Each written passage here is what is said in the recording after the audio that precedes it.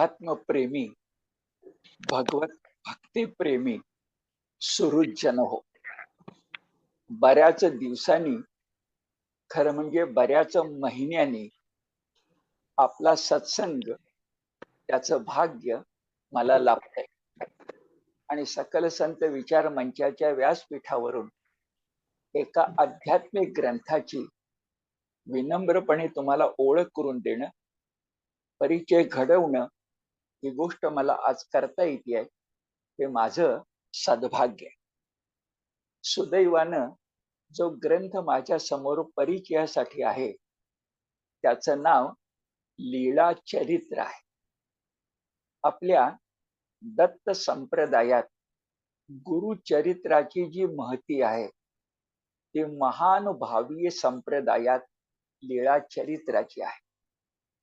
महानुभाव संप्रदाय हा आपला अस्सल मराठी संप्रदाय, वारकरी संप्रदायाच्या आधी कार्यरत असलेला संप्रदाय, महाराष्ट्रात जन्मलेला, महाराष्ट्रातून बाहेर गेलेला आणि भारतवर्ष ओलांडून थेट गांधार प्रदेश म्हणजे आजचा अफगाणिस्तान इथपर्यंत पोचलेला, अत्यंत कृष्ण भक्त असलेला, वैराग्याचं, भक्तीचं चरम टोक गाठणारा, मराठी भाषेला धर्म भाषेचा दर्जा देणारा आणि ये मराठीचे कौतुके अशा प्रकारे आध्यात्मिक प्रांतामध्ये सुवर्ण दिन निर्माण करणारा, चक्रधर संकल्पित आणि चक्रधर संस्थापित अशा प्रकारचा हा महानुभाव संप्रदाय आहे.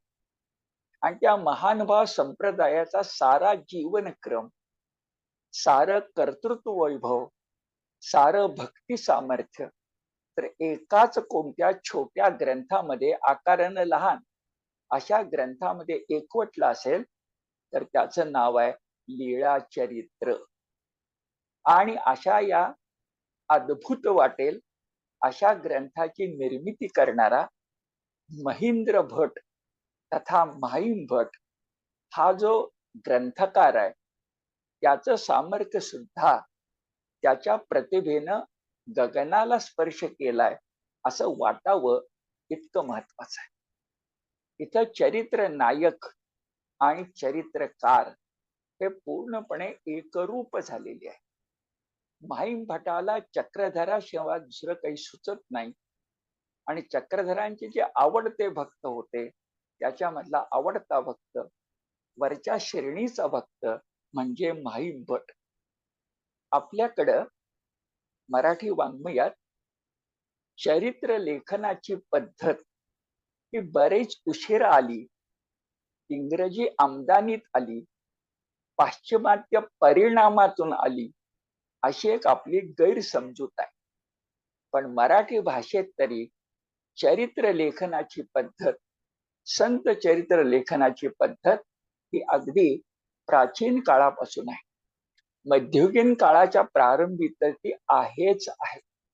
उदाहरणार्थ, नामदेव एकनाथ यासारख्या आपल्या संत कवींनी, ते निरंजन माधव महिपती यासारख्या पंडित कवींनी, म्हणजे संत कवी ते पंत कवी अक्षुण्णपणे चरित्र लेखनाचा प्रवास चालू राहिलाय. आठवण करा, नामदेवानी ज्ञानदेवांचं चरित्र आदी समाधी तीर्थावळी याच्यातून गायलं, तर निरंजन माधवानी अगदी स्वतंत्रपणे ज्ञानदेव चरित्र रचलं. म्हणजे इंग्रज येण्याच्या पूर्वी आपल्याकडं चरित्र लेखनाची पद्धत होती. आता मी जी उल्लेखली ती सगळी चरित्र पद्यात्मक आहे. पण वैशिष्ट्य असं की पद्याबरोबर साहित्यात गद्यालाही महत्व असतं आणि अशा गद्यात्मक साहित्याचा, गद्यात्मक चरित्र लेखनाचा एकीकडं मेरुमणी आणि दुसरीकडं उगमस्थान जर कोण असेल, तर तो आहे माहीम भट कृत लीळा चरित्र हा ग्रंथ. पुन्हा विशेष गोष्ट अशी की एकनाथ नामदेवांचा आदर्श निरंजन माधव महिपतींच्या समोर होता, पण म्हाइंभट जेव्हा गद्यात्मक चरित्र लेखनाला उभे राहिले तेव्हा त्यांच्या समोर कोणाचाही आदर्श नव्हता.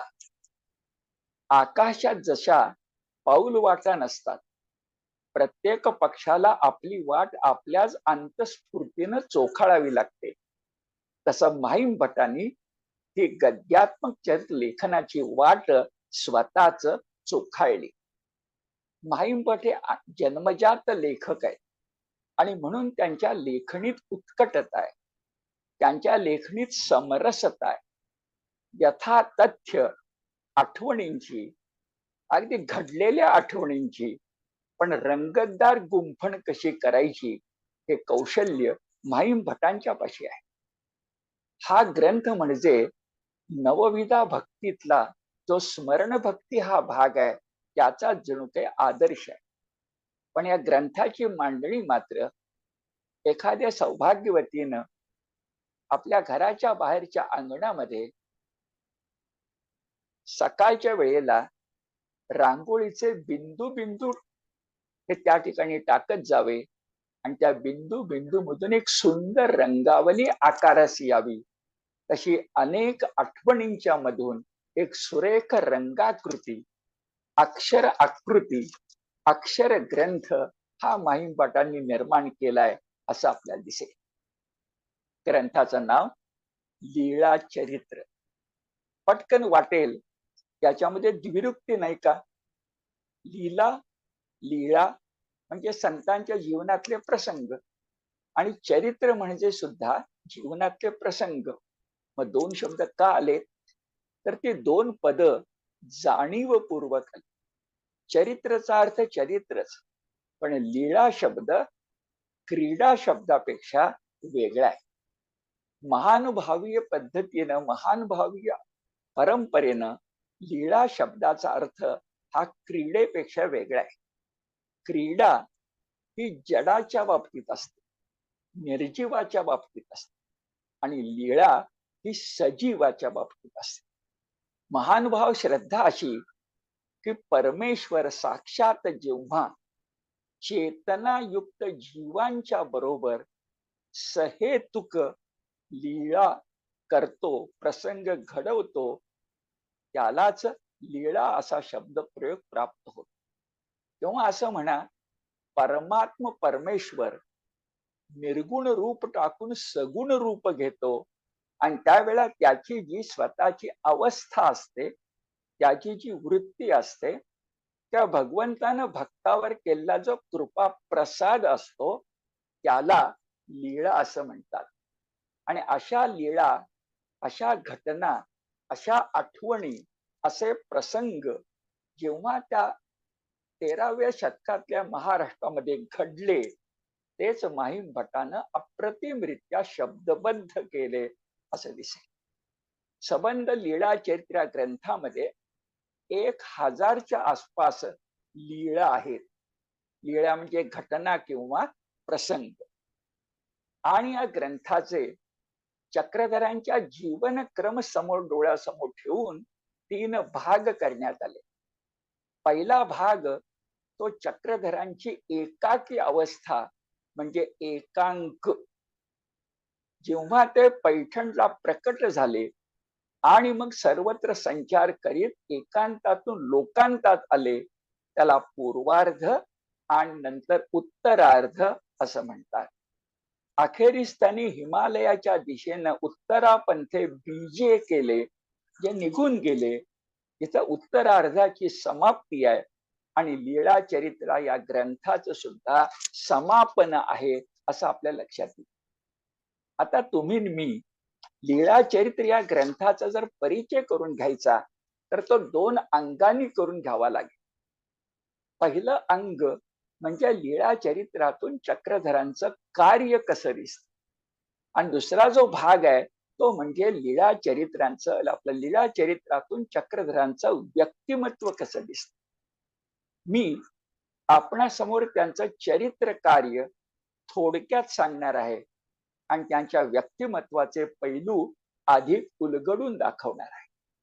कारण कार्य सांगणारे अनेक ग्रंथ आहेत, पण व्यक्तिमत्व सांगणारा हा एकच ग्रंथ आहे. त्यामुळे परिचय करून देताना व्यक्तिमत्वावर आपण जास्त दृष्टिक्षेप करावा आणि जाता जाता चरित्र कार्याचं आलोडन करावं, हे इष्ट ठरेल. पण याचा अर्थ असा नाही की चरित्र कार्य, त्यांचं कार्य, त्यांनी केलेला लोकोपदेश, त्यांनी सांगितलेली भक्ती ही गौण आहे, असं मुळीच नाही. अगदी थोडक्यात सांगतो, पण आपण प्रभावित होऊ असं चक्रधरांचं चरित्र कार्य आहे. त्यांना त्यांच्या पंथामध्ये सर्वज्ञ म्हणतात आणि या सर्वज्ञानं विलक्षण कार्य ज्ञानेश्वर पूर्व महाराष्ट्रामध्ये घडवलेलं आहे असं दिसेल. काय आहेत या चरित्र कार्याचे पैलू? तर मुळात कालखंड लक्षात घ्या. हा ज्ञानेश्वर ज्ञानेश्वरी पूर्व यादव राजांचा, देवगिरीकर सम्राट यादवांचा कालखंड आहे. पण त्यामध्ये चक्रधरांचा कालखंड हा 1190 इसवी सन ते 1274 आहे. आणि योगायोग बघा, 1274 ला चक्रधर निर्याण करतात, उत्तरापंथे बीजे करतात आणि इसवी सन 1275 ला आपल्या ज्ञानदेवांचा जन्म होतो. चक्रधरांचंच कार्य ज्ञानदेव कृष्ण भक्तीचं, मराठीच्या कैवाराचं, आम जनतेला पोटाशी धरण्याचं पुढे नेतायत. अंतर फक्त 1 वर्षाचं. तर चक्रधरांचा कालखंड 1190 ते 1274. वंचित, पीडित अशा जनतेला श्रीकृष्ण भक्ती शिकवायची ही भूमिका. त्यांचे एक सूत्र आहे, ज्ञानापसी प्रेम उत्तम. पसी म्हणजे पेक्षा, आत्मज्ञानापेक्षा भक्ती, ज्ञानापसी प्रेम, जिव्हाळा हा अधिक श्रेष्ठ आहे, ही त्यांची भूमिका आहे. त्यांनी विशुद्ध प्रेम भक्ती स्वीकार, सोवळं ओवळं नाकारलं, स्त्री वर्गाला ठामपणे पारमार्थिक अधिकार दिला, जातीभेद जुमानला नाही, सर्व प्रकारच्या विषमतेला प्राणपणानं विरोध केला. संस्कृत भाषा देववाणी हीच धर्मभाषा असेल, याऐवजी बोली भाषा, मराठी भाषा ही धर्मभाषा असेल, असं स्पष्टपणे सांगितलं. मराठी भाषेमध्ये ग्रंथरचना गद्य आणि पद्य व्हावी म्हणून प्रोत्साहन दिलं.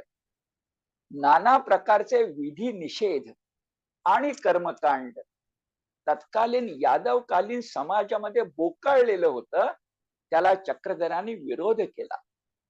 व्रत वैकल्य असतील, तीर्थयात्रा असतील, पशु हत्या असेल, याला प्राणपणानं विरोध केला आणि अनन्यनिष्ठ विशुद्ध कृष्ण भक्ती जागली पाहिजे याचा आग्रह धरला. चक्रधरांच्या चरित्र कार्यातली मोठी गोष्ट, त्यांनी गुरु बाजीला विरोध केला आणि प्रत्येकानं आपल्या अंतःकरणातला विवेक दीप तेजाळला पाहिजे याचा आग्रह धरला. नवसा सायासाला पावणाऱ्या देवता, तुकोबांच्या भाषेत क्षुद्र देवता, चक्रधरांनी नाकारल्या आणि एका चक्रवर्ती श्रीकृष्णाची, पतित पावन भगवंताची उपासना करा असा आग्रह धरला.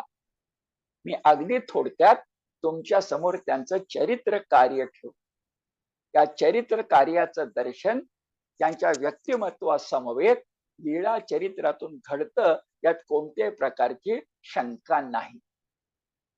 लीळा चरित्र वाचताना किंवा महानुभाव संप्रदायातले सगळेच ग्रंथ वाचताना एक भान ठेवावं लागतं की महानुभाव संप्रदाय पंचकृष्ण मानतो. आपल्याला द्वारकेचा भगवान श्रीकृष्ण माहिती आहे, पण महानुभाव संप्रदाय पंचकृष्ण मानतो आणि त्यातला कळस जर कोण असेल तर ते आहेत पैठणचे चक्रधर स्वामी, जे पैठणचे स्वामी चक्रधर. हा पंचकृष्णातला कळसाध्यायी पंचकृष्ण आहे. पण पंचकृष्ण कोण कोण आहेत, कोणते मानतात ते? तर पहिला मानतात भगवान श्रीकृष्ण चतुर्भुज. नंतर मानतात तो मात्र एकमुखी दत्तात्रेय द्विहस्ती, त्रिमुखी नाही, षडहस्ती नाही, एकमुखी आणि द्विहस्ती. तिसरे आहेत द्वारकेतच राहणारे, पण भगवान श्रीकृष्ण नव्हे तर योगीराज चांगदेव राऊळ तथा चक्रपाणी हे द्वारकेतच राहत होते. त्यांचे शिष्य गुंडम राऊळ तथा गोविंद प्रभू हे रुद्धिपूरला होते. आणि त्यांचे शिष्य जर कोण असतील तर जे पैठणला प्रकट झाले आणि पैठणचे म्हणून लोकांना माहिती झाले एकांकानंतर, ते आहेत चक्रधर. यात पुन्हा चक्रपाणी द्वारकेचे तिसरे कृष्ण आणि पाचवे कृष्ण यांच्यात एक आंतरिक संबंध आहे, तो थोड्या वेळानं आपल्याला सांगतो. तो आहे तो म्हणजे मुळात चक्रधरांचं नाव हे हारपाळ देव. हारपाळ देव हा भडोच्या राजाच्या पदरी असणाऱ्या विशाळदेव नावाच्या प्रधानाचा मुलगा.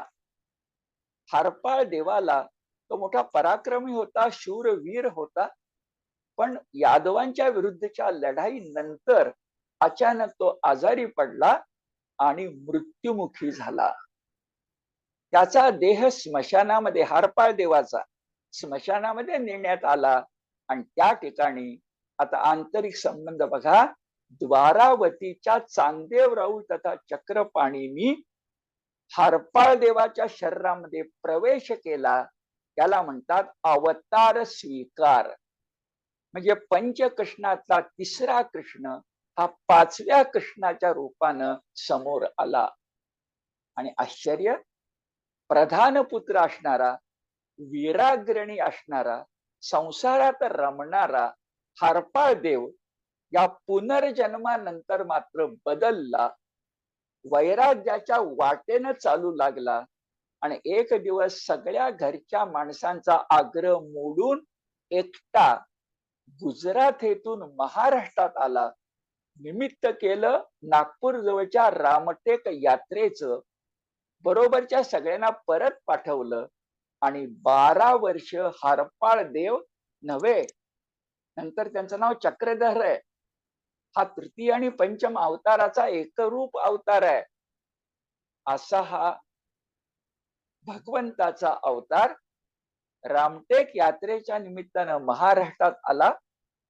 गुजरात सोडलं, गुजराती भाषा टाकली, मराठी भाषा आपली मानली आणि सातपुड्याच्या जंगलात, सारळबर्डीच्या डोंगरामध्ये एकाकी अवस्थेमध्ये 12 वर्ष उन्मनी अवस्थेमध्ये हा महापुरुष भटकत राहिला. अनेक लीळा त्या एकांकातल्या सुद्धा आहेत. पण आता लक्ष केंद्रित करूया की चक्रधरांना जाणीव होती, हारपाळदेव असतानाही होती, त्यांच्या शरीरामध्ये प्रवेश झाला चक्रपाणींचा तेव्हाही होती, आणि उडा चक्रधर हे नाव मिळालं गुरुकडनं तेव्हाही होती, की आपण ते एथ असं स्वतःकडे हात करून म्हणायचे श्रीकृष्णाचे अवतार आहोत. ती जाणीव मोठी विलक्षण आहे आणि काही प्रसंग लौकिक त्याची आठवण करून देत. उदाहरणार्थ, या एकाकी अवस्थेत चक्रधर म्हणतो, गुराख्यांच्या समवेत, गोपाळांच्या समवेत आनंदानं खेळत असत. एका द्विजानं त्याला गाई गुरं राखायला सांगितली. त्या गोपाल कृष्णानं गाई गुरं राखली. कुठं गोकुळाष्टमीचा उत्सव होता, त्याच्यामध्ये अत्यंत रमून गेला हा महात्मा चक्रधर आठवण देणारा होता. आणि दयाळू बुद्धी तर त्या भगवान श्रीकृष्णाचीच. बाणेश्वर नावाच्या गावी गेले, त्या ठिकाणी चोरांचा सुळसुळाट होता. त्यांच्यासमोर उग्ररूप धारण केलं आणि चोरांना पळवून लावलं. त्या लीळेला बाणेश्वरी चोर विद्रावण असं म्हणतात. 2 रेडे माजले होते एकमेकावर हल्ला करत होते, त्या महिष युद्धामध्ये हात घालून पुढं होऊन त्यांचा क्रोध संपवण्याचं काम त्या एकांकामध्ये चक्रधरांनी केलं. ते लोणार या गावी होते. तिथे काही दुष्ट माणसांची कुमती, वाईट बुद्धी केवळ स्पर्शानं नष्ट करायचं काम चक्रधरांनी केलं. डाकराम नावाचं गाव होतं. त्यातलं एक देऊळ निर्जन झालं होतं, कारण त्याकडे व्याघ्र येत होता. त्या व्याघ्राचं विद्रावण करणं म्हणजे निवारण करणं हे त्यांनी केलं. आणि एकदा तर लोकांनी पाहिलं की चक्रधर हे वाघाची पिलं खेळवत बसलेत. एका प्रसंगात त्यांनी सशाला रक्षण करून महात्मा म्हटलंय, आणि या प्रसंगात ते व्याघ्र वाघीण तिची पिलं खेळवत बसले. असा मोठा विलक्षण एकांकाचा काळ आहे, एकाकी अवस्थेचा काळ आहे. असं बघा, आपल्या सगळ्याच संत सत्पुरुषांनी लोकोपदेशाच्या आधी 12-14 वर्ष असा एकांकाचा काळ अनुभवलेला आहे. मग ते एकनाथ असतील तर गुरु संवेद देवगिरी जवळच्या शूलभंजन पर्वतावर असतील, का त्या रामदास स्वामी असतील तर टाकळी नंतर 12 वर्ष फिरून पुन्हा चाफळच्या खोऱ्यामध्ये आले असतील. स्वतः भगवंताचा शोध घ्यायचा, स्वतः भगवंत मिळवायचा, स्वतः भगवंत आपल्या अंतःकरणामध्ये अधिष्ठित करायचा आणि मग लोकांना सांगायचा. आधी केले मग सांगितले, ही आपल्या सगळ्या संतांची भूमिका आहे. आणि चक्रधर स्वामी ही त्याला अपवाद नाही. एक ध्यानात घेऊया की परमार्थाच्या क्षेत्रात मोठी अडचण होते ती गुरुबाजीची. पण गुरुबाजी वाईट असली तरी गुरु भक्ती वाईट नाहीये. आपल्या जीवनातल्या सर्व प्रसंगात, व्यवसायापासून कोणत्याही, आपल्याला त्या त्या क्षणी गुरु लागतो. दत्तात्रेयांच्या प्रमाणे 24 गुरु आपल्यालाही करावे लागतात. आणि म्हणून परमार्थामध्ये गुरुबाजी नाहीये, पण गुरु भक्ती आहे. आणि या हरपाळ देवांना, या पुढच्या चक्रधरांना त्यांचे गुरु मगाच्या यादीतील चौथे श्रीकृष्ण रुद्धिपूरचे गुंडमराव तथा गोविंद प्रभू भेटले. एकांक संपता संपता भेटले, प्रतिष्ठानकडे जायच्या वाटेवर भेटले. आणि प्रसंग होता रुद्धिपुरातल्या बाजाराचा. भर बाजारामध्ये वेडे बागडे वाटणारे गोविंद प्रभू उभे होते. कुन्मनी अवस्थेतले चक्रधर त्यांच्या जवळ आले. अजून चक्रधर नाव मिळालं नव्हतं.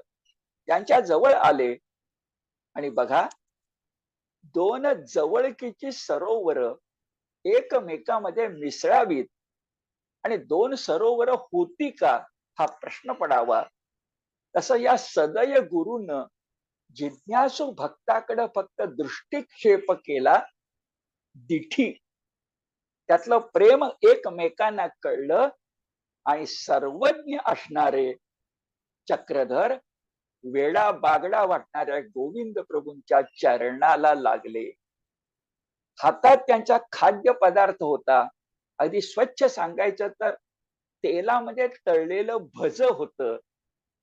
ते भज भर बाजारात चक्रधरांच्या मुखात त्यांनी प्रेमानं घातलं. मातेनं लेकराला भरवलं आणि चक्रधरांना स्थित्यानंद प्राप्त झाला, समाधी सुख प्राप्त झाला. आपण आठवण करूया, रामकृष्ण परमहंस विवेकानंदांच्या मस्तकी हात ठेवतात आणि विवेकानंद म्हणजे नरेंद्र दत्त बदलतात. हा अनुभवाचा भाग आहे. ह्या गुरुबाजीमध्ये एकमेकाला सांगण्याचा भाग नाहीये. हा कौल मनाचा आहे, तो प्रामाणिक पाहिजे. चक्रधरांना तो अनुभवास आला आणि इथं त्यांना संन्यास दीक्षा मिळाली. महानुभाव संप्रदायात ते प्रविष्ट झाले. अजून महानुभाव संप्रदाय व्हायचा आहे, पण कृष्ण भक्तीत समाविष्ट झाले. आणि गोविंद प्रभूंच्या मुखातून शब्द प्रकटले. ते माहिमभट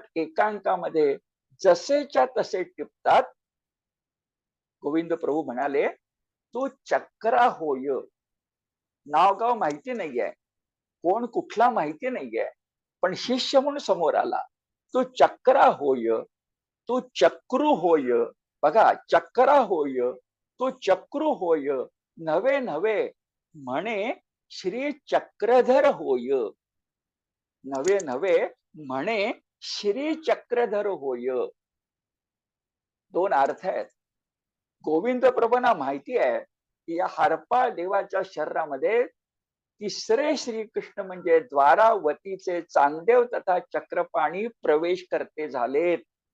आणि हा समोर दिसणारा आपला शिष्य तो जो द्वारकाधीश भगवान श्रीकृष्ण आहे त्याचाच अवतार आहे, म्हणून नाव दिलं श्री चक्रधर होये. पाचापैकी दोन भगवंताचे अवतार कृष्णावतार पंचकृष्णातले आता एक वटले. आणि मग एकांक, त्यानंतर पूर्वार्ध, त्यानंतर उत्तरार्ध मिळून 1000 लीळा आणि ग्रंथाचं नाव लीळा चरित्र. मी बोलताना तुम्हाला एका अर्थाने एकांकाचा परिचय करून दिला, त्याच्यातल्या लीळा सांगितल्या. इथं अवतार कार्य नाही आहे, इथं अवतार स्वीकार आहे. तो आपण लीळातून लक्षात घेतला. पण मध्येच आपल्याला हे जे माहीम भटांचं लीळा चरित्र आहे, ज्याचा एकांक एक भाग आहे, उत्तरार्ध आहे, तो लीळा चरित्र ग्रंथ का जन्मास आला, कसा जन्मास आला, माहीम भटांचे या ग्रंथ निर्मिती मागे कष्ट कोणते आहेत, माहीम भटाचं स्वतःचं व्यक्तिमत्व कसं आहे. कारण मगाशी मी वाक्य उच्चारलं, चरित्रकार आणि चरित्र नायक एकजीव झाले तरच अप्रतिम ग्रंथ जन्मास येतो. जसं नचिम केळकरांचं टिळक चरित्र आहे. सवी बापटांच्या टिळकांच्या आठवणी आहेत. हा जिव्हाळा असावा लागतो. माहीम भटांपाशी तो होता. मुळात घडलं ते तुमच्या माझ्या अंतकणाला चटका लावणार आहे. लीळा चरित्राचा जन्म चक्रधरांच्या विरहातून झालाय, वियोगातून झालाय.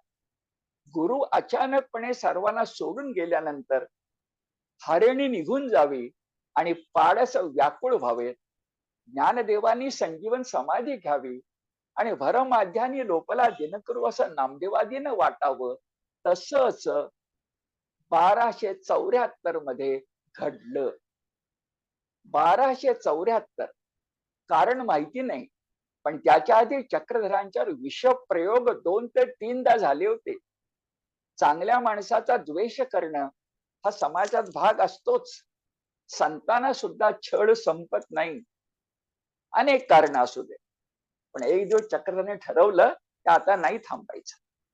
आणि सगळ्यांना सांगून 1274 मध्ये चक्रधर आपल्या माघारी नागदेवाचार्य, त्यांचे उत्तराधिकारी, माहीम भट त्यांचा आवडता शिष्य, त्यांची महदाईसा अत्यंत जिज्ञासक आणि चर्चक अशी शिष्या औसा, बाईसा अशा अनेक भक्तांना माग सोडून उत्तरापंथे बीजे केले. बीजे करणं हा मध्ययुगीन मराठीतला वाक्प्रयोग आहे. निघून जाणं, बीजे केले. चक्रधर निघून गेले. आणि मग नागदेवाचार्यांसकट, माहीम भटांसकट सगळ्यांची अवस्था मी आता सांगितल्याप्रमाणे हरिणी निघून जावी, खोप ओस पडावी आणि दशदिशा पाडस भ्रमताती अशी व्हावी, अशी झाली.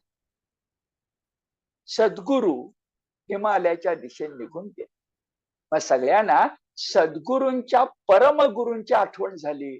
त्यांचं नाव गोविंद प्रभू. त्यांच्याकडे हे गेले. पण योगायोगानं 4च वर्षात परमगुरु गोविंद प्रभूंनी अवतार संपवला.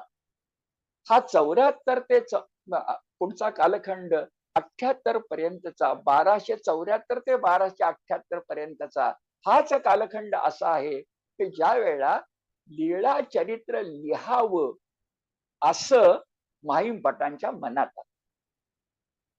निर्मिती टप्प्याटप्प्याने झाली. का मनात आलं तर जेव्हा उत्तरापंथे बीजे झालं, परमगुरूच्या सहवासात गेले, पण श्री गुरुच्या आठवणी काही संपत नव्हत्या. नागदेवाचार्य तर सतत आणि सतत, कारण ते उत्तराधिकारीच होते, आचार्य होते, सतत गुरुच्या आठवणी करत. भाईम भटाचे तेच. आणि असंच होतं ना, परमवियोग झाल्यानंतर परमप्रिय माणसाच्या आठवणी आठवत बसणं, याशिवाय जीवाला दुसरा विरंगुळा काय असतो. तसंच घडत गेलं. सगळेच मुली आठवणी दंग. कुणाचा जगण्यामध्ये रस वाटत नव्हता. आणि अशा वेळेला माहीम भटांच्या मनात विचार आला, इथं लेखक आहे. माहीम भटांच्या मनात विचार आला की या आठवणी आपण अक्षर रूप करूया, सगळ्या आठवणी मिळवूया आणि ग्रंथगत करूया. त्या केवळ मनात, आठवणीत नको राहायला, त्या शब्दात उतरू देत, जे पुढच्या पिढ्यांना सुद्धा तो वारसा मिळेल. त्या नागदेवाचार्याने विचारलं. नागदेवाचार्य बरं म्हणाले आणि मग या सगळ्या लीळा मिळवायला त्यांनी सुरुवात केली. लीळा कशा मिळवायच्या, तर हे जवळपास जे मुख्य शिष्य होते ते सांगतीलच, पण चक्रधरांचा वावर एकांकात असो किंवा नंतर अवतार कार्याच्या दृष्टीने इकडे तिकडे फिरणं असो, त्या सर्व ठिकाणी ते जात असताना असं लक्षामध्ये येतं की चक्रधरांचा वावर हा समाजाच्या सगळ्या स्तरामध्ये होता. राव रंकात होता, गावात होता, गाव कुसाबाहेर होता. आणि त्यामुळे सामाजिक स्थिती गतीचे अप्रतिम चित्र प्रातिनिधिक स्वरूपामध्ये अनेकांच्या मुखातून आठवणी एकत्र करताना ती आलेली आहेत. आता हे ध्यानात घेताना लीळा जमवायच्या ठरल्या.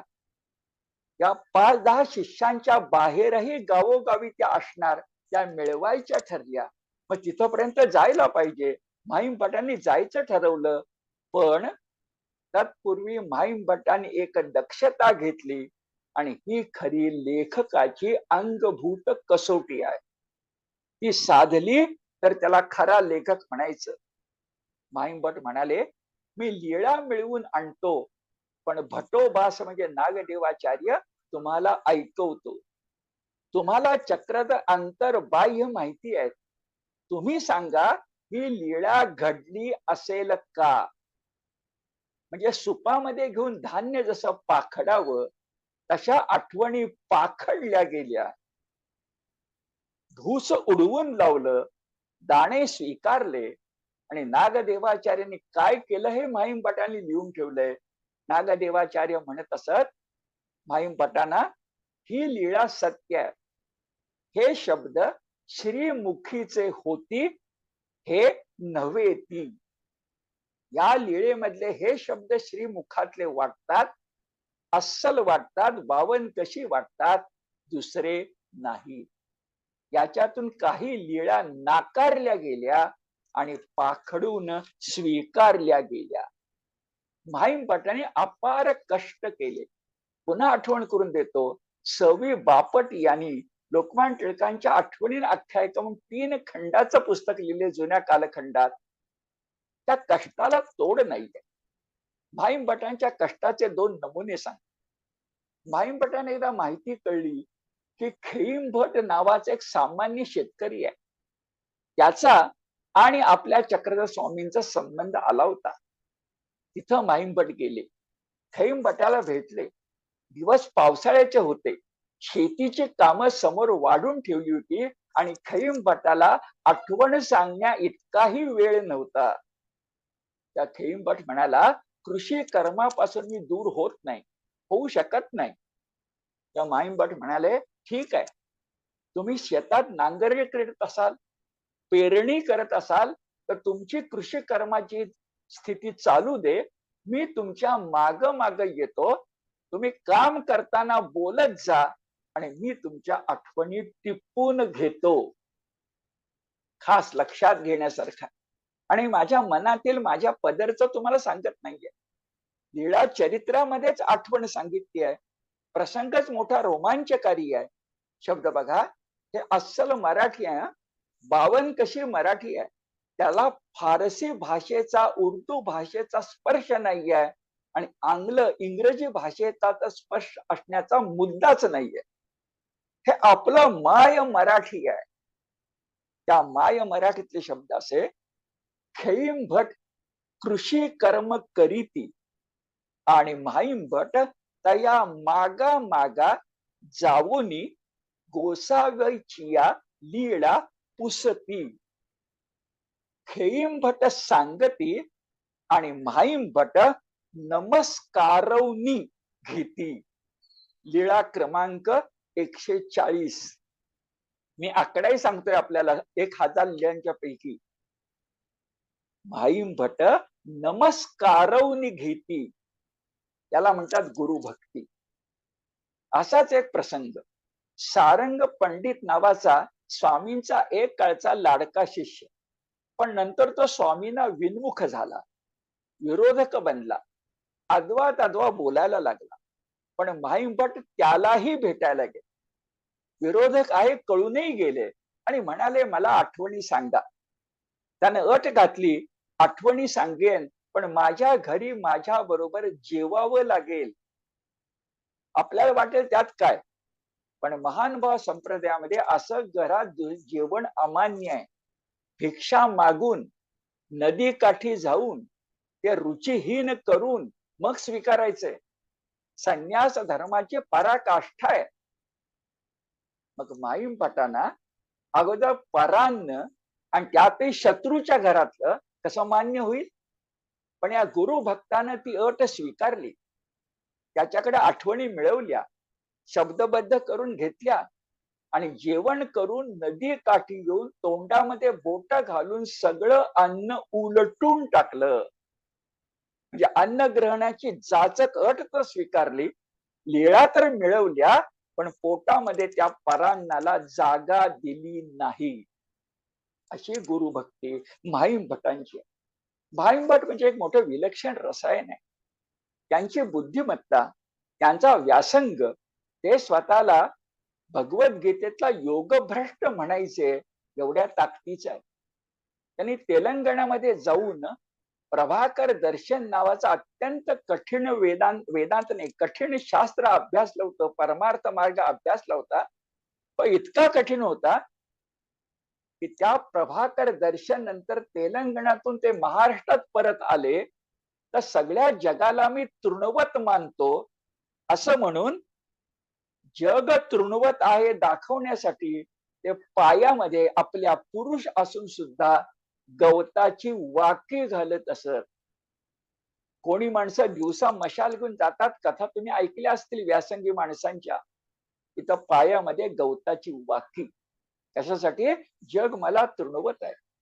आणि असा माणूस मनामध्ये मांडे खात की चक्रधरांना असं विचारीन तसं विचारीन, त्यांना हे येईल का ते येईल का असं म्हणून चक्रधरांची परीक्षा घ्यायला आला. जो विद्वान आहे, व्यासंगी आहे, अपर सूर्य म्हणावा असा विद्येच्या क्षेत्रातला आहे, तो परीक्षा घ्यायला आला. पण सर्वज्ञ चक्रधरांसमोर आल्यानंतर त्या माईम भटाला जाणवलं की आपल्या मनातले सगळे प्रश्न यांना कळतायत, ते उत्तर देत आहेत, अनवरत मराठी बोलतायत, अप्रतिम संस्कृत बोलतायत, शास्त्रार्थ देतायत. आपण जे प्रभाकर दर्शन अभ्यासलं ते यांनी लिहिलंय की काय असं वाटण्याची स्थिती आहे. आणि मग माईम भट लिहून ठेवतात, त्या लीळातच लिहून ठेवतात की हा तो अपर ईश्वरू. किती समर्पक शब्द आहेत बघा. माईम भट चक्रधरांना सर्वज्ञ म्हणत नाहीयेत, हा तो अपर ईश्वरू. इथं व्यासंगाला भक्तीची जोड आहे, इथं व्यासंगाला तन्मयतेची, जिव्हाळ्याची, आपुलकीची जोड आहे. आणि परमार्थ मार्गात फक्त ज्ञान चालत नाही, ज्ञानापसी पेक्षा प्रेम उत्तम, हे अगदी स्पष्ट आहे असं लक्षात येईल. माईम भट असे विद्वान होते, सराळे गावचे ते होते. 1 वर्षानंतर म्हणजे तपश्चर्या झाल्या हे सगळे जाणवल्यानंतर सुद्धा पुन्हा मनातल्या शंका दूर होईल. विवेकानंदांसारखं ते चक्रधरांना अनुसरले नाहीत. चक्रधरच त्यांच्याबद्दल म्हणाले, तो येणार असेल तर येईल, त्याला यायचं तेव्हा येऊ दे. कारण सर्वज्ञ त्या विद्वानाची योग्यता जाणत होते. आणि एकदा मात्र माईम भट आले. ते गर्भ श्रीमंत होते, सावकारी करत होते, घरामध्ये प्रचंड पैसा होता, सगळा माहीमपटाने आपल्या गुरु मार्गाला अर्पण केला. पुन्हा त्या पैशाबद्दल अहंकार दाखवला नाही, आपली विद्वत्ता सुद्धा शून्यवत मानली आणि माहीमपट इतके बदलले की चक्रधरांच्या सहवासात ते असताना आणि चक्रधरांनी द्विजय केल्यानंतर सुद्धा त्यांना चक्रधरांशिवाय दुसरं काही दिसतच नव्हतं.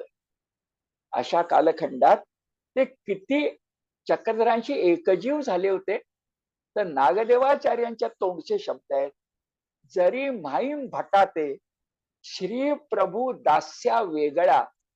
श्री प्रभू दास्य, श्री प्रभू म्हणजे चक्रधर, दास्य म्हणजे प्रत्यक्ष सेवा किंवा आठवणी, शास्त्र चर्चा किंवा भक्ती. शब्द काय बघा, माहीम भटाते श्री प्रभू दास्या वेगळा, जर कुणी दाखविला वेगळे दाखवी, तयासी मी महावाक्य वाखाणीन. नागदेवाचार्य म्हणतात, माहीम भटांना गुरु भक्ती शिवाय क्षणभर सुद्धा रिकामा बसलेला कोणी दाखवेल तर मी त्याला वंदन करीन. तो महावाक्य बोलणार आहे म्हणेन. महावाक्य म्हणजे मोठी वाक्य, वेदांतातली अध्यात्मातली श्रेष्ठ. महावाक्य वाखाणीने त्याला नमस्कार करीन. तेव्हा औस आहे, मोठी शिष्य आहे, जशी महदाईस आहे, बाईस आहे, तशी औस म्हणते, माहीम भट तुम्ही माझे चक्रधर स्वामीची या धुरा कागा. धुरा, धुरीण. आणि खरंच आहे, समजा माहीम भटान लीळाचित्र एकत्र केलं नसतं तर मी थोड्या वेळाने तुम्हाला त्यांच्या व्यक्तिमत्वाचे पैलू दाखवणार आहे. ते पैलू तुम्हाला मला मिळालेच नसते. पारा जसा उडून जावा, दवबिंदू जसे हरवावेत, आकाशातले रंग जसे अस्तंगत व्हावेत, तसं चक्रधरांचं व्यक्तिमत्व 13व्या शतकातून आज 21व्या शतकात तुम्हाला मला मिळालं नसतं. हे माहीम भटाचं सामर्थ्य आहे. औसा म्हणते, माहीम भटाते स्वामी वेगळा जो कोणी दाखवेल, ते नागदेव म्हणाले, चक्रधर स्वामीची या धुरा की गा. आणि शेवट बघा, त्या माहीम भटांना अखेरी वाटायला लागलं, जेव्हा त्यांचा मरण काळ जवळ आला, की मला देव भेटेल का. तुकारामांचे अभंग हेच सांगतात, मला विठ्ठल भेटेल का. आणि भेटला तुकोबांना. माहीम भट अस्वस्थ होते. एवढं सगळं चांगलं घडलं होतं, पण शेवटचा दिस गोड होईल का. आणि म्हणून ते नागदेवाचार्यांना, नागदेवाचार्य आचार्य आहेत, त्याने विचारतायत, भटो मज देव भेटेल का. देव भेटेल का म्हणजे पुन्हा मला चक्रधर स्वामी भेटतील का. तथाकथित भाषेत मला मोक्ष मिळेल का. नव्हे, मी भगवंताशी एकरूप होईल का. तुका झाला पांडुरंग असं होईल का.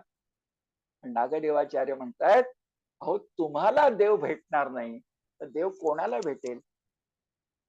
दोघांचे सामर्थ्य लक्षात येतं. हे शब्द बघा, अखेरीच्या निर्वाण क्षणी नागदेवाचार्यांनी माहीम भटाचं डोकं आपल्या मांडीवर घेतलं. दोन शिष्यामधला जिव्हाळा बघा.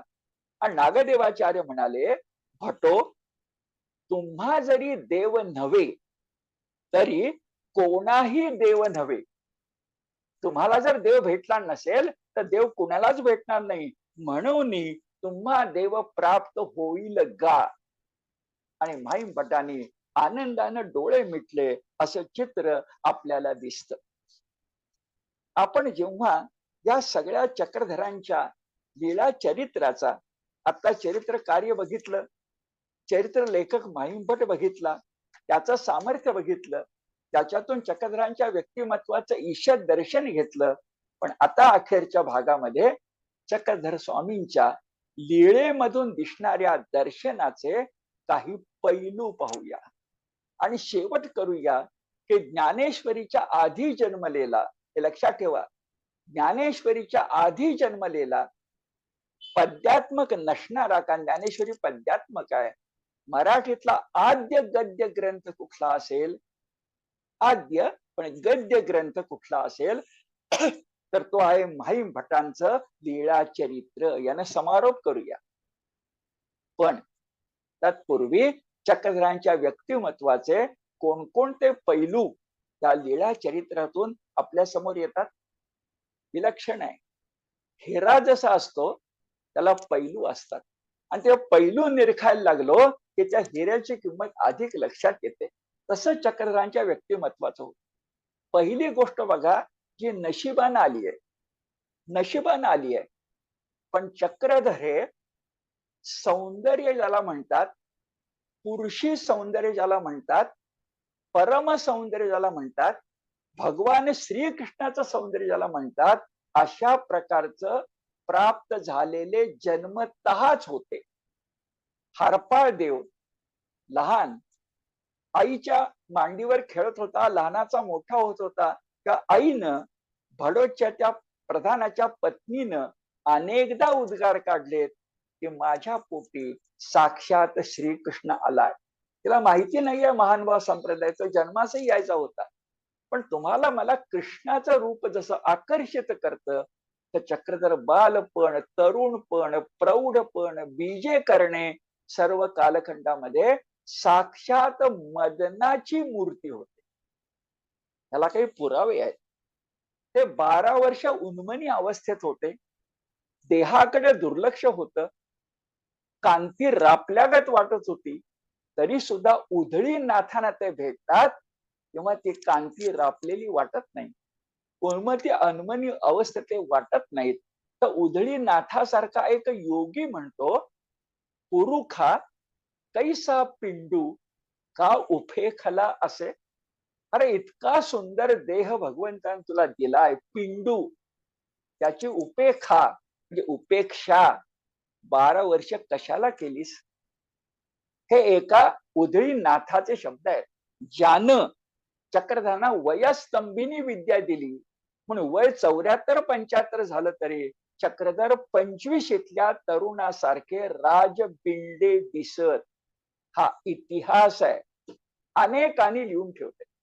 एक वाक्य तर मोठं छान आहे. एक पुरुष म्हणतो ही मूर्ती पुरुष म्हणजे पुरुष भक्त म्हणतो, गौर मूर्ती, विशाल नेत्र, खरेखुरे वेदाचार्य. पण हे शब्द झाले. पुढचं फार चांगलं आहे. तो म्हणतो स्त्रिया पुरुषाचा ऐसा वेधू नाही. स्त्रीला पुरुषाचा असा वेध लागणार नाही. असा वेध पुरुषाला पुरुषाचा कसा काय लागतो हे चक्रधरांच्याकडे बघितल्यानंतर प्रश्न पडतो. याला म्हणायचं मदनाचा पुतळा. ज्ञानदेवांच्या बद्दल हेच शब्द आहेत. तर मदनाचा पुतळा अवतरला भूतळा अशी चक्रधरांची अवस्था. हे झालं प्राकृतिक सौंदर्य देवाने दिलं. पण चक्रधरांनी स्वतः मिळवलेलं एक सौंदर्य आहे ते म्हणजे अनवरत मराठी बोलत आणि ते अप्रतिम निरूपणकार होते. म्हणजे त्यांना समोर आलेल्या माणसाशी परमार्थाशी चर्चा केल्याशिवाय, ये हृदयचे ते हृदय घातल्याशिवाय, त्याला कृष्ण भक्तीच्या वाटेला आणल्याशिवाय राहवतच नसे. निरूपणकार, जिज्ञासक महदंबा, महदा ईसा किंवा व्यासंगी माईम भट यांच्याशी बोलताना तर ते खुलतच असत. म्हातारी जिज्ञासक, म्हातारी चर्चक म्हणजे महदंबा येथ काहीतरी पुसतची असे तेव्हा ते आनंदी होतच असत. पण कोणीही सामान्य भक्त आला, एक भाईदेव नावाचा भक्त आहे, त्याने शबरीच्या बोऱ्यासारखीच उष्टी बोरं आणली होती. ती खाताना सुद्धा त्या समोरच्या भाई देवाला काही फार मोठी बुद्धी देवाने दिलेली नाही, पण त्याला कृष्ण मार्ग ते समजावून सांगताना अनेकांनी पाहिलेला आहे. उत्तम निरूपणकार, छोटी छोटी वाक्य, अप्रतिम प्रसंग ते सहजपणे म्हणतात. तो भुंगरटीचा घुंगुरटी आठवते ना, तो किडा जेव्हा रूप पालटतो आपलं, तसं म्हणतात ईश्वरा ते चिंतिता ईश्वरच होई जे. हे सुरेख सूत्र आहे. ईश्वराते चिंतिता, तुमचं माझं पारमार्थिकांचं हे ध्येय पाहिजे. कशासाठी पारमार्थिक?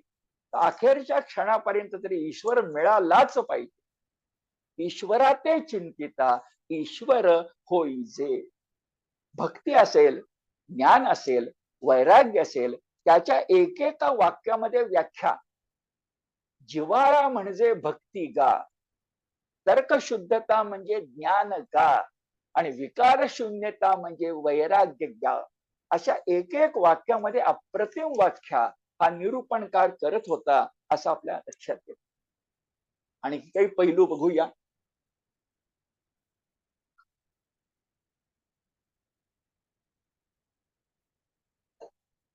सगळ्याच सत्पुरुषांसारखे चक्रधर सुद्धा अत्यंत निरीच्छ होते, निस्पृह होते, काहीही त्यांना कुणाकडे नको होतं. जसं आपल्या तुकोबांनी शिवछत्रपतींचा नजराणा परत पाठवला. भाषा आणि भावना तीच आहे. कान्हरदेव नावाचा यादव त्यानं सोन्याच्या मोहरा चक्रधरांसमोर ओतल्या. त्या चक्रधर म्हणाले, हा मातीचा ढीग कशाला आणलाय. सोन्याच्या मोहरा समोर आल्यानंतर हा मातीचा ढीग कशाला आणलाय. त्या यादवांच्यातला दुसरा महादेव हा जेव्हा त्यांना भेटायला येणार म्हणून लोक सांगायला आले, तेव्हा चक्रधरांच्या आसपासच्या माणसांची गडबड उडाली. राजा येणार, राजा येणार, राजा येणार. चक्रधर म्हणाले, येईल तरी येवो, न येईल तरी न येवो. हे लिहिलंय. येईल तरी येवो, न येईल तरी न येवो. अलिप्त, अहिंसक, निर्वैर. एकांकाच्या कालखंडात ते घोडाचुडी नावाच्या एका बरोबर होते. हा घोडाचुडीचा शिष्य हिंसा करणारा होता. झोपडीला आग लावली तर त्याला काय वाटत नव्हतं. भूत हिंसा करत होती. त्याच्यापासून चक्रधरांनी स्वतःला बाजूला केलंय. हे का सांगतो? जेव्हा आपण परमार्थात एकांकाची वाट चोखाळत असतो, तर दिसेल तो माणूस आपल्याला गुरु वाटायला लागतो आणि आपण त्याच्या आहारी जातो. चक्रधर सावध आहेत. घोडाचोडीचा शिष्य ते सोडून देतात. त्या सशाला, पैजेचा ससा 2 शिकाऱ्यांच्या गटातला, त्याला मांडीखाली आल्यानंतर संरक्षण देतात. महात्मा म्हणतात आणि स्पष्ट सांगतात, एथ शरण आली या काही मरण असे. त्या सशाला वाचवणं असो. तेव्हा चक्रधर प्रधान पुत्र होते, शस्त्रविद्येमध्ये पारंगत होते. एक राजपुरोहित त्यांच्या समोर आला. चौरंगी घाव म्हणजे 2 हात आणि 2 पाय तोडायचे कसे कौशल्य असतं, ते मला दाखवा म्हणू लागला. चक्रधरांनी त्याला स्पष्ट नकार दिला. प्रात्यक्षिक सुद्धा तुला दाखवणार नाही, इतका हिंसेला त्यांचा विरोध होता. चक्रधरांच्यावर लोकांची गुरु म्हणून श्रद्धा होती आणि चक्रधरांची गुरु म्हणून गोविंद प्रभूवर श्रद्धा होती. हे ध्यानामध्ये घेऊया. जर आपला मार्गदर्शक गुरुभक्त असेल तर मार्गदर्शकाचे शिष्य सुद्धा आपोआप गुरुभक्त होतात. तिथे विचाराची, प्रचाराची गरज नसते, तिथं आचाराची गरज असते. एक प्रसंग बघा. गोविंद प्रभू आणि चक्रधरांची भेट झाली रुद्धिपूर आणि अन्य गाव याच्यामध्ये, आणि गोविंद प्रभू रुद्धिपूरला निघून गेले. वेळ संध्याकाळची होती. गोविंद प्रभू जाणाऱ्या गोविंद प्रभूंच्या पाठीकडे बघत होते. गोविंद प्रभू निघून गेले. वाट निर्मनुष्य झाली. तरी काही तास गुरुच्या निघून गेलेल्या वाटेकडे एकटक नजरेने चक्रधर पाहत बसले. किंवा ते गुरुंना गोविंद प्रभूंना भेटायला आले होते. नमस्कार करून बाजूला होते आणि तेवढ्यात आऊसा चक्रधरांना नमस्कार करायला लागली. त्या चक्रधर म्हणाले, तुला काही कळतं का? मी तुझा गुरु असेन, पण आता मी शिष्य आहे. तिचा नमस्कार त्यांनी प्रतिकूल टाकून दिला. त्या उष्ट्या बोरांची गोष्ट मी भाई देवाची तुम्हाला सांगितली. अपार करुणा मूर्ती.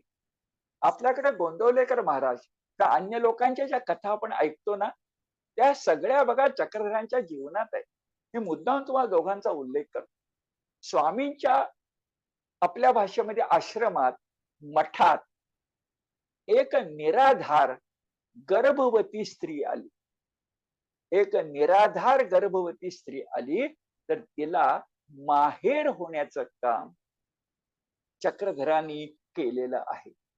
किंवा नवऱ्यानं संन्यास तिला न सांगता घेतला, अशी एक परित्यक्ता आली, तिला सुद्धा आश्रय देण्याचं काम त्यांनी केलं. असं म्हणतात की स्वामींना जणू व्यसन लागलं होतं जीवोद्धाराचं. कोणीही करुणेनं व्याकुळ झाल्यानं यावं आणि चक्रधरांना पोटाशी धरा. आणि याच्यामध्ये चक्रधरांना स्वतःला जाणीव होती. एकदा असं घडलं, एक सामान्य भेटायला जवळ बाईसा होती, चक्रधरांची शिष्या. तिनं चक्रधरांना आणि त्याला भेटूच दिलं नाही. रागवली, निघून जा म्हणाली. चक्रधर म्हणाले, वाक्य छान आहे, हा परमेश्वर आपण आहोत त्याची जाणीव आहे. एथ प्राणीये आले या, जळता जावे तरी कोठ निवावे. आऊसाला बाईसाला म्हणतायत, मला भेटायला प्राणी जळतोय कशानं? दुःखानं, शोक तप्त. तो तसाच जर परत गेला तर त्याला निवाऱ्याचं ठिकाण कुठलं? एकमेव चक्रधरांचं निवाऱ्याचं ठिकाण जर अंगाराची खाई झालं तर निवारा कुठं मिळेल? एथ पोळले या आली या, जळता जावे तरी निवावे कोठे? निवणे, निवावे कोठे? चक्रधरांचे शब्द, त्यांचं कारुण्य, त्यांचा जिव्हाळा सांग. चक्रधरांचं एक वाक्य फार मोठं प्रसिद्ध आहे. ना ना भटो तुम्ही महात्मे का. महात्मा पंथ हे महानुभाव पंथाचं आणखीन एक नाव आहे. कृष्ण पंथ आणखीन एक नाव आहे. महानुभाव म्हणजे काय? महान अनुभव असलेला. पण अनुभव कशाचा? परमेश्वराचा. व्यासंग नाही, अनुभूती. नाना महात्मे का तुम्हा मारिता पूजिता समानची व्हावे. तर ते म्हणाले, वैरियाचा देव झाला म्हणून काय दगड हाणून फोडावा? वैरियाचा देव झाला तरी काय दगड हाणून फोडावा? किंवा एकांकातली घटना आहे. एक विप्र चक्रधरांना न ओळखता, म्हणजे त्यांचा अधिकार न ओळखता एकांतात त्यांना म्हणाला, धट्टा कट्टा दिसतोस, माझ्याकडे गुरं राखायचं काम कर, हात पसरून भिक्षा कसली मागतोस? तर काही महिने चक्रधर त्या विप्राच्या घरी गुरं राखण्याचं काम करतोय. तर तोच मी संदर्भ सांगितला, श्रीकृष्ण. पण आपला अधिक्षेप करणाऱ्या माणसाच्या घरी सेवा करायची, यासाठी जे सामर्थ्य लागतं परमार्थ क्षेत्रात आवश्यक, ते त्यांच्यापाशी. ते गुराख्यांच्यात मिसळत, गुराख्याच्या मुलात आणि गुराख्यासारखेच खेळत, वारांगणेचा उद्धार करत, महदा ईसा, औसा या स्त्री भक्तांच्या बद्दल पुरुष सारंग पंडिताला असूया होती. स्त्रिया म्हणून तो त्यांचा द्वेष करायचा. त्या चक्रधरांचे शब्द फार महत्वाचे. पुढं आपल्याला माहिती आहे की स्त्री, आज आपण जसं स्त्रीचा अधिकार मानतो, तर 13व्या शतकामध्ये सुद्धा स्पष्टपणे चक्रधर सांगतात, तुमचे ते जीव, सारंग पंडितांना म्हणतात, तुमचे ते जीव आणि त्यांचे काही जीवली असे. म्हणजे तुम्हा पुरुषांना देवाने जीव दिलाय, जीव, आणि त्यांना काय जीवली दिली आहे, म्हणजे तुमच्या काय 1 काहीतरी दिलंय.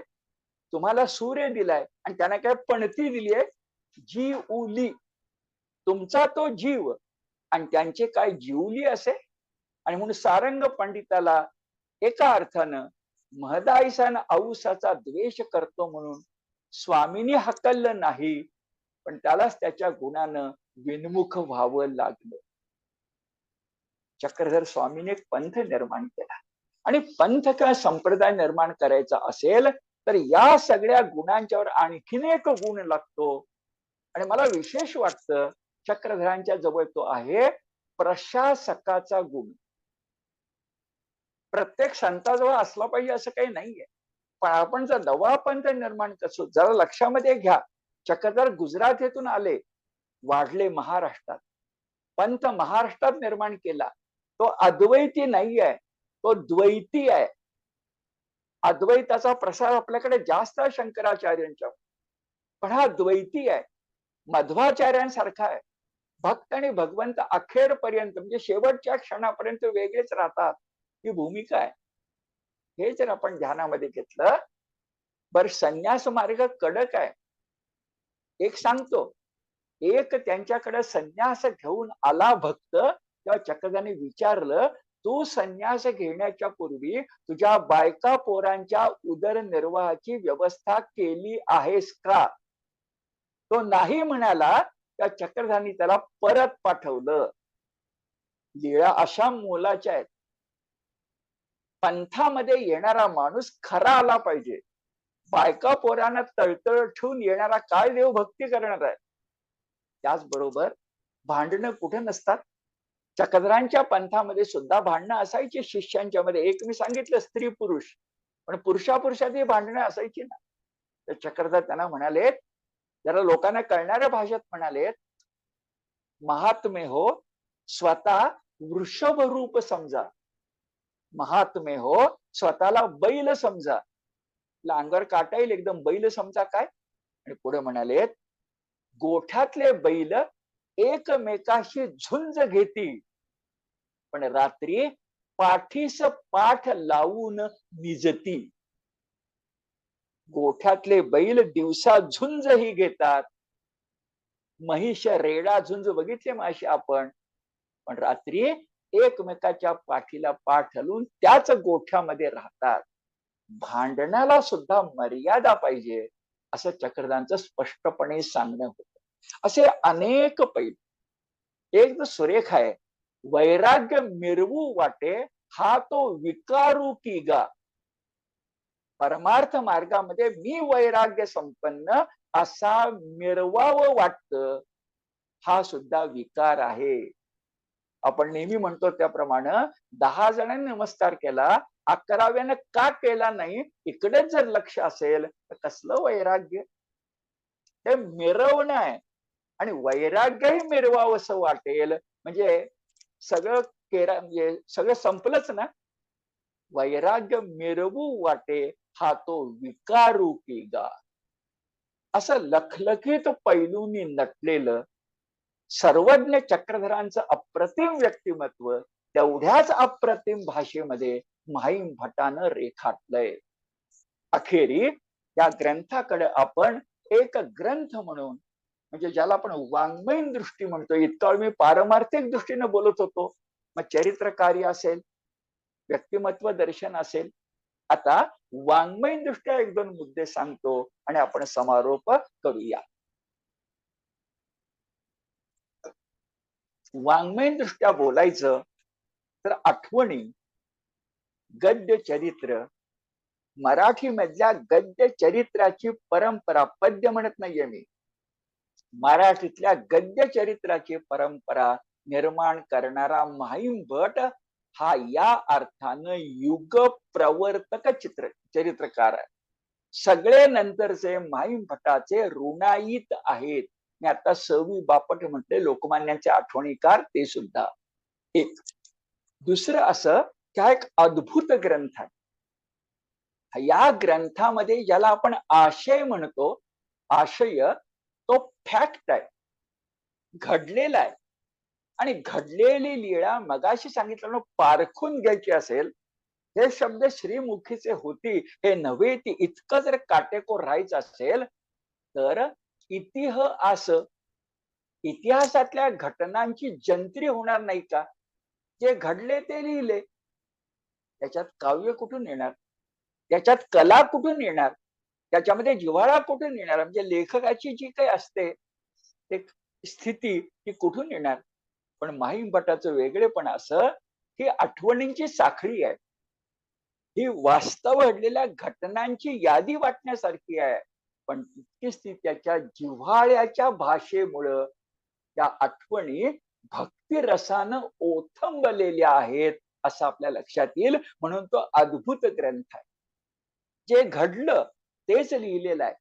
त्याची प्रेरणा आणि प्रकृती ही इतिहास अशीच आहे.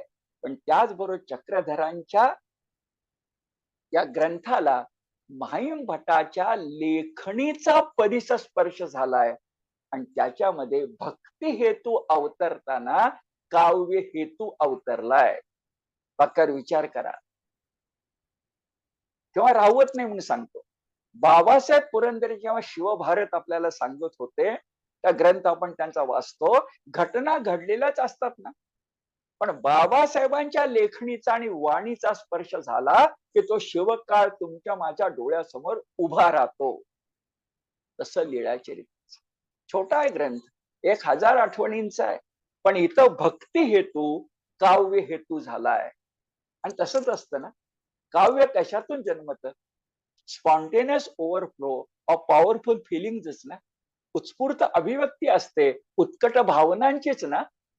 चक्रधरांच्या आठवणी गोळा करताना, पाखडताना, निरखताना, शब्दबद्ध करताना आणि तो वारसा तुम्हाला मला देताना या सगळ्यावरून एक भगवत भक्तीचा स्पर्श, कांचन स्पर्श, परिस स्पर्श झालेला आहे. आणि म्हणून लखलखीत दुनिया तुमच्या माझ्यासमोर उभी आहे.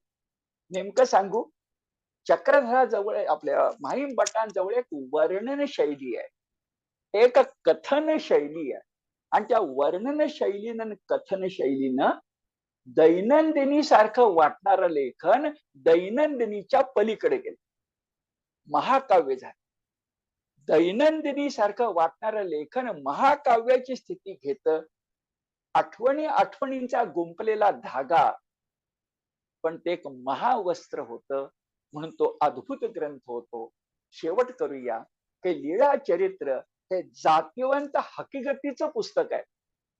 लीळा चरित्र हे जातिवंत अस्सल बावनकशी हकीकतींचं पुस्तक आहे. पण तेच माहीम भटाच्या लेखणीच्या स्पर्शानं रसात्मक साहित्य झालेलं आहे. हे वाङ्मयीन महत्व आहे.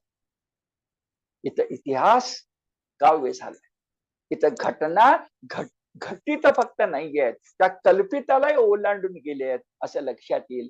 थोडक्यात, ज्याची प्रेरणा आणि प्रकृती इतिहासाची आहे, पण ज्याचा आशय आणि आविष्कार अप्रतिम रसाकृतीचा, भावात्मक रसाकृतीचा आहे, असा ग्रंथ, मराठीतला आद्य चरित्र ग्रंथ, माहीम भटाच्या प्रतिभेचा सोनेरी कळस म्हणजे आज परिचय होऊन घेतलेला लीळाचरित्र नावाचा महान भाव संप्रदायातला महान ग्रंथ.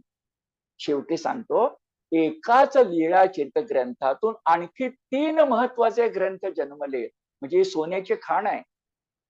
लीळा चरित्रातूनच दृष्टांत पाठ जन्मला, लीळा चरित्रातूनच स्मृती पाठ, आपलं सूत्र पाठ जन्मला, आणि लीळा चरित्रातूनच भटोबासांचं स्मृतीस्थळ नावाचं जे चरित्र आहे त्याला आकार मिळाला.